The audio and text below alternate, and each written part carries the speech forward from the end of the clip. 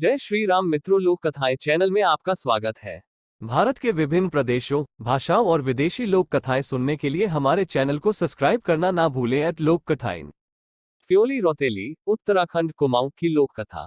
फ्योनली रोटेली, लोक कथा उत्तराखंड। एक बार की बात है, सोरीकोट नाम के एक गांव में एक बहुत ही सुंदर लड़की फ्योली रौतेली रहा करती थी। वह अपने पिता नागू सौरियाल की एकमात्र संतान होने के कारण बड़े प्रेम से पाली गई थी। प्रातः काल में उसके पिता अपने कुल देवता की आराधना में मग्न थे और फ्योली अपने सपनों के राजकुमार के स्वप्न में। शंख बजता और फ्योली की आंखें खुलती। खिड़की से आती हुई धूप फ्योली की सुंदरता को और बढ़ा रही थी। उसके बुरांश जैसे लाल होंठ ढलते हुए सूर्य की लालिमा को मात देते थे। उसके पहाड़ी नयन नक्श उसे और भी सुंदर बनाते थे। फ्योली उठी और अपने काले लंबे बाल बनाकर अपनी सोने की गगरी लेकर घर से बाहर निकली। उसकी सहेलियां भी उसके साथ पानी भरने आईं।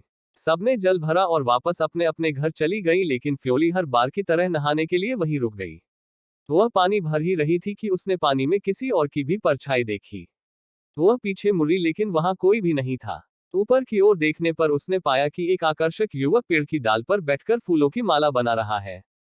उन दोनों ने एक दूसरे को देखा। फ्योली के नेत्र झुके और गालों की लालिमा बढ़ गई। वह युवक पेड़ से उतरा और फ्योली के पास जाकर बैठ गया। युवक ने अपना परिचय देते हुए कहा, मेरा नाम भूपू राउत है, क्या तुम मुझे जानती हो? इस पर फ्योली ने उत्तर दिया, हाँ, तुम्हारे पिता की नजर हमारे गांव पर है। तुम यहाँ क्यों आए हो? भूपू ने प्रेम और मित्रता की आस को उसके वहां होने का कारण बताया। उसने अपनी बांसुरी निकाली और फ्योली का मन मोहने के लिए बांसुरी बजाने लगा। फ्योली मंत्रमुग्ध होकर उसे निहारने लगी। फिर भूपू ने उसे अपने हाथों से बनाया फूलों का हार पहना दिया। फ्योली के बालों को फूलों से सजाते हुए भूपू ने आंखों ही आंखों में फ्योली का जन्मों तक साथ देने की कस्में खा ली। सूर्य ढलने पर फ्योली को आभास हुआ कि पूरा दिन निकल चुका है। वह घर की ओर भागी, जहां उसके पिता गुस्से से लाल उसकी प्रतीक्षा कर रहे थे। फ्योली के बालों में फूल और गले में फूलों की माला देख उनका पारा और चढ़ गया। उन्होंने उससे देर होने का कारण पूछा तो फ्योली ने उन्हें भूपू के बारे में बताया। फ्योली के पिता ने गुस्से से आग बबूला होकर फ्योली को भूपू से न मिलने के लिए कहा। फ्योली बोली कि वह अपने प्राण त्याग देगी, लेकिन भूपू से ही विवाह करेगी। यह सुनते ही उसके पिता ने उसे बहुत जोर से धक्का दिया और फ्योली चोट खाते हुए जमीन पर गिर पड़ी।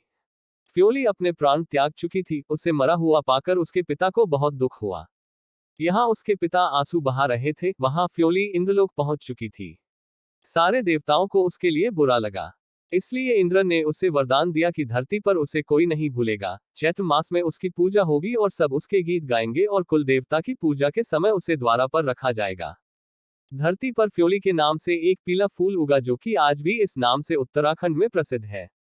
मनमोहक लोक कथाओं पर नियमित अपडेट के लिए हमारे चैनल को सब्सक्राइब करना न भूलें, क्योंकि हम कहानी कहने की लौ को जीवित रखने का प्रयास करते हैं। हमारे किसी भी आगामी एपिसोड को देखना न भूलें, जहां हम भारतीय लोक कथाओं के खजाने से अधिक छिपे हुए रत्नों को उजागर करेंगे। हमसे जुड़े और इस अविश्वसनीय साहसिक कार्य का हिस्सा बने, क्योंकि हम आपको लोक कथा इतिहास, लोक कथाओं का अनावरण की मनोरम दुनिया में जाने के लिए आमंत्रित करते हैं। मंत्रमुग्ध और प्रेरित होने के लिए तैयार रहें। जय श्री राम मित्रों।